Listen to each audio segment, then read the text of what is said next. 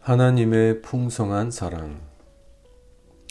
마태복음 20장 1절에서 16절의 말씀에는 포도원의 품꾼들에 관한 말씀이 나옵니다. 천국은 마치 품꾼을 얻어 포도원에 들여보내려고 이른 아침에 나간 집주인과 같으니 라는 말씀으로 이 비유는 시작됩니다. 집주인 되신 예수님께서 품꾼들을 부르십니다. 여기서 품꾼들은 복음에 반응하여 주를 따르게 되는 성도들을 의미합니다. 그리고 집주인은 하루의 품삯을 정하는데 노동의 시간과 관계없이 모든 이에게 한 데나리온을 주기로 결정합니다. 어떤 이는 제3시에 초청받아 포도원에 들어가게 되고 또 어떤 이는 6시에 또 어떤 이들은 늦은 시각인 11시에도 부름을 받게 됩니다. 그리고 드디어 날이 저물어 삭슬 받게 됩니다. 그러나 이때 포도원에 먼저 도착해서 더 많은 시간을 고생하며 일했던 품꾼들에게서 원망의 목소리가 터집니다.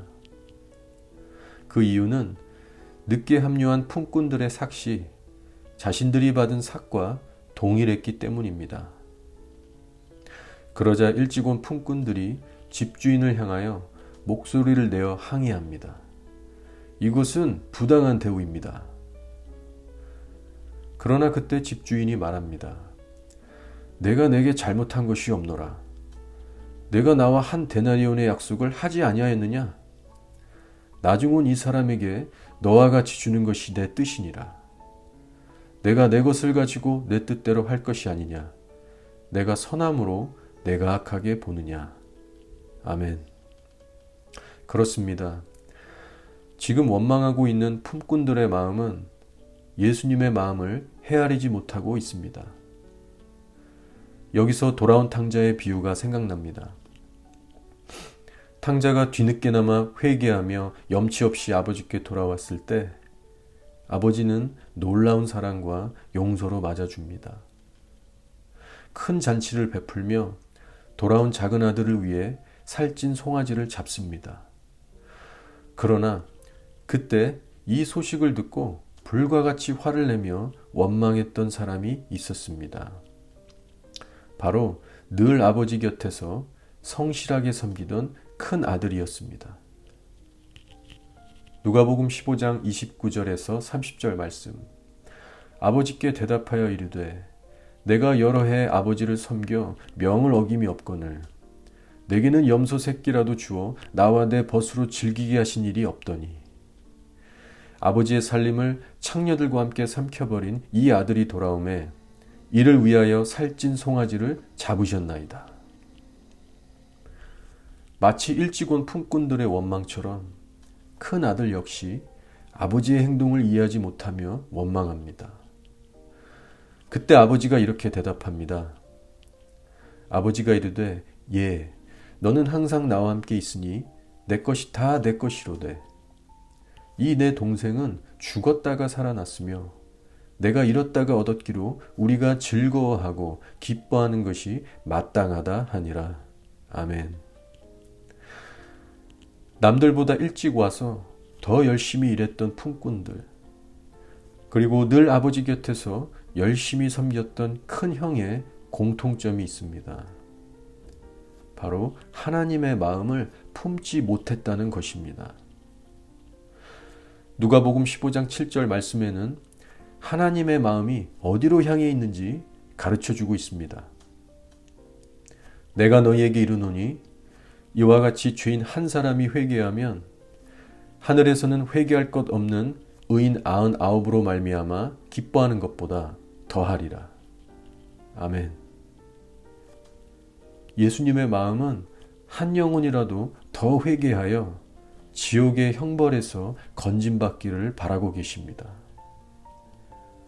비록 제11시라는 늦은 시각에 포도원에 왔을지라도, 즉 인생의 끝자락에 겨우 회개하여 막 돌아온 자라 할지라도 주님은 동일한 은혜와 사랑의 크기로 그 영혼을 받아주십니다.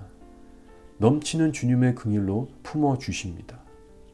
이 사랑이 바로 모든 이들에게 동일하게 주시는 한 데나리온의 사랑인 것입니다.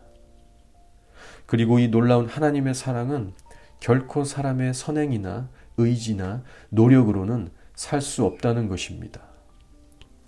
그러나 품삯에 대해 원망했던 품꾼들은 하나님 사랑의 깊이에 대하여 온전히 알지 못했고 누리지 못했습니다.